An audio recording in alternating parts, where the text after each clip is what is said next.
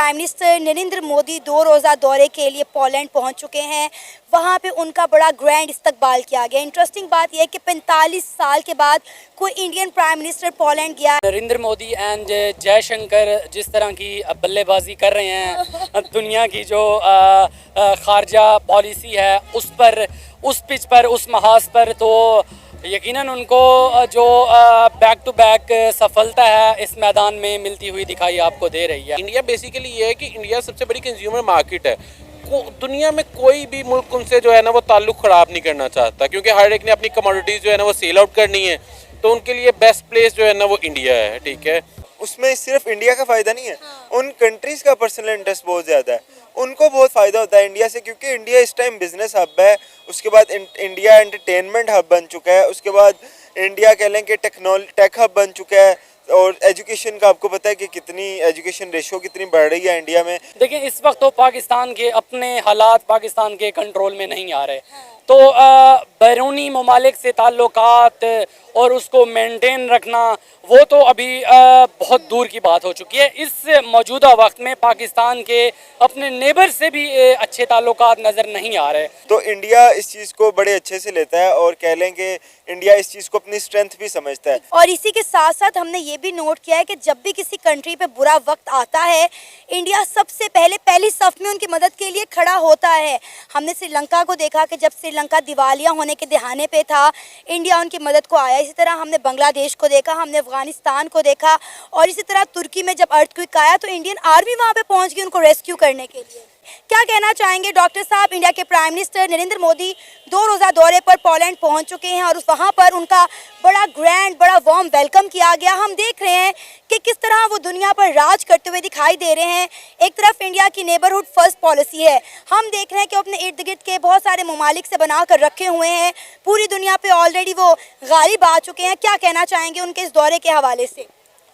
सना, Narendra Modi and Jaishankar जिस तरह की बल्लेबाजी कर रहे हैं दुनिया की जो खारजा पॉलिसी है उस पर, उस पिच पर, उस महाज पर, तो यकीनन उनको जो बैक टू बैक सफलता है इस मैदान में मिलती हुई दिखाई आपको दे रही है। और जिस तरह के मास्टर स्ट्रोक्स खेले जा रहे हैं इस वक्त खारजा पॉलिसी के महाज पर, तो I will appreciate India for this, क्योंकि जिस तरह की अब उन्होंने ये मूव चली ये तो बहुत ही सरप्राइजिंग थी।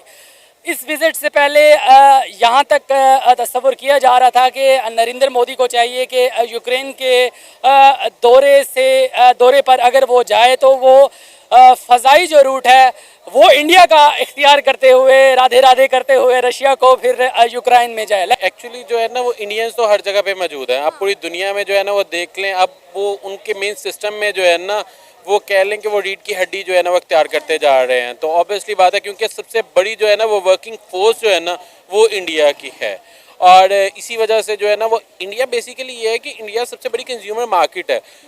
दुनिया में कोई भी मुल्क उनसे जो है ना वो ताल्लुक ख़राब नहीं करना चाहता, क्योंकि हर एक ने अपनी कमोडिटीज़ जो है ना वो सेल आउट करनी है, तो उनके लिए बेस्ट प्लेस जो है ना वो इंडिया है। ठीक है, सो इसलिए, और दूसरा ये है कि मोदी की गवर्नमेंट को आप बहुत सारे उसके जो है ना वो नेगेटिव पॉइंट्स जो है ना वो निकाल सकते हैं, लेकिन फॉरेन पॉलिसी को जिस तरह से वो लीड कर रहे हैं ये उनका जो है ना वो प्लस पॉइंट है। आप ये देखें कि जब बहुत ज़्यादा जो है ना वो अमेरिका की और रशिया की आपस में जो है ना वो टैग वार चल रही थी, उसमें भी जो है ना वो उन्होंने जो है ना वो ऑयल जो है ना वो क्रूड ऑयल जो है ना वो रशिया से लिया था।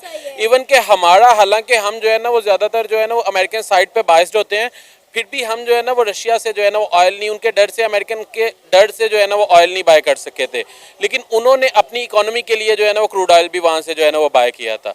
बेस्ट थिंग यही है कि आपके जो रिलेटिव कंट्रीज़ हैं या जो भी क्लाइंट्स हैं या जिन लोगों से आप डील करते हैं उनके साथ रिलेशनशिप्स कैसे हैं, तो इंडिया इस चीज़ को बड़े अच्छे से लेता है और कह लें कि इंडिया इस चीज़ को अपनी स्ट्रेंथ भी समझता है। और इसी के साथ साथ हमने ये भी नोट किया है कि जब भी किसी कंट्री पे बुरा वक्त आता है, इंडिया सबसे पहले पहली सफ में उनकी मदद के लिए खड़ा होता है।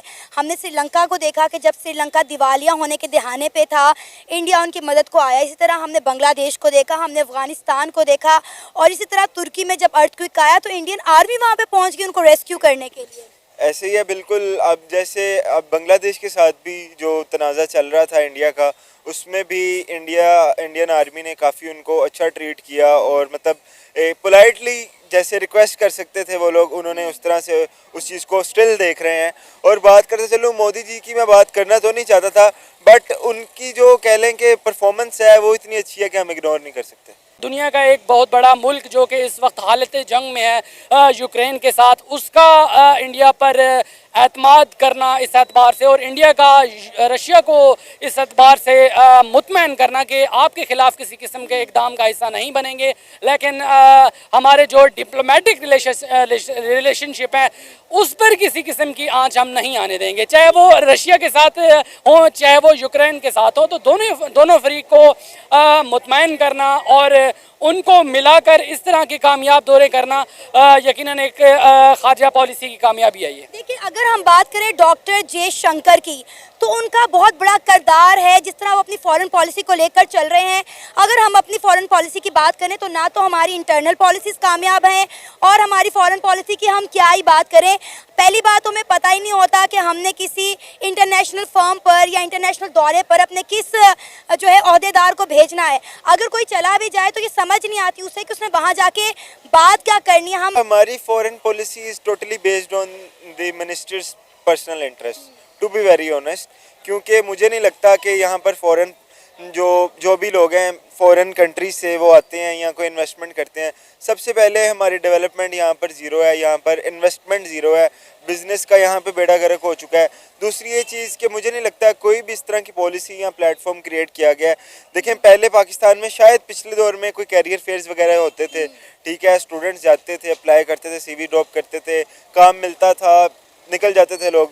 हालांकि तब इतनी कह लें कि इन्वेंशंस नहीं हुई थी, अब तो काफ़ी प्लेटफॉर्म्स आ गए हैं, अब फ्रीलांसिंग इस तरह की चीज़ें बहुत ज़्यादा हैं। तब नहीं था, बट फिर भी तब कुछ थोड़ी सी वर्किंग नज़र आती थी। बट करंट टाइम की मैं बात करूं तो मुझे नहीं लगता कि पाकिस्तान में फॉरेन अफेयर्स इतने स्ट्रॉन्ग हैं। और दूसरा ये कि पाकिस्तान में उस चीज़ को यूज़ ही नहीं किया जा रहा, उस पॉलिसी को इम्प्लीमेंट ही नहीं किया जा रहा कि पाकिस्तान में फॉरेन पॉलिसी का मेन मकसद यही होता है कि आप बेनिफिट लें अपने फ्रेंड कंट्री से, आपके रिलेशनशिप बिल्ड हो, एक अच्छा लिंक हो, आपकी मुश्किल में वो काम आएँ, उनकी मुश्किल में आप काम आएँ। बट पाकिस्तान की मैं बात करूं तो मुझे नहीं लगता कि सिवाय टर्की और चाइना के पाकिस्तान ने किसी के साथ बना के रखी हुई है। और के गुजरते वक्त के साथ साथ इंडिया जो है वो पूरी दुनिया पे गालिब आता जा रहा है। इंडिया के प्राइम मिनिस्टर नरेंद्र मोदी ना सिर्फ दुनिया भर के लीडर्स के पसंदीदा तरीन लीडर हैं, बल्कि हमने देखा है कि जिस तरह वो दूसरे मुल्कों के विजिट पर जाते हैं, और जब से उनकी दौरे हुकूमत आई है, अभी उनका 3रा टेन्योर चल रहा है, वो किसी ना किसी मुल्क के मिशन पर लगे रहते हैं कि अभी इधर जाना है, अभी उधर जाना है। उनका कोई भी जो विजिट है वो बेमकसद नहीं होता। वो जब भी किसी मुल्क के दौरे पर जाते हैं, अपने मुल्क के लिए बेहतरीन डील्स करके आते हैं, कुछ ना कुछ लेकर आते हैं, कुछ सोच कर आते हैं और कुछ करके आते हैं। लेकिन पाकिस्तान इन चीज़ों में बहुत ज़्यादा लैग कर रहा है। हमारी हमसाए ममालिक के साथ ही नहीं बन पा रही, बन के वर्ल्ड बैंक की स्टेटमेंट है कि पाकिस्तान अपने हमसाए ममालिक से बहुत पीछे रह गया है। बेसिकली ये है कि क्योंकि ये मोदी से पहले जो है ना वो बेसिकली जो है ना वो इंडियन का जो फाइनेंशियली क्राइसिस जो है ना वो ख़त्म हुए थे, और जो अराइज शुरू हुआ था उनका फाइनेंसिस का, वो बेसिकली हुआ था मनमोहन सिंह में। जब मनमोहन सिंह का टेन्योर आया था उनकी, जब तब इकोनॉमी जो है ना वो पीक पे जाना शुरू हो गई थी। बेसिकली अब उनका ना सिस्टम इतना डेवलप्ड हो चुका है, आप ये देखें कि उनको जो उनकी IT सेक्टर में पूरी दुनिया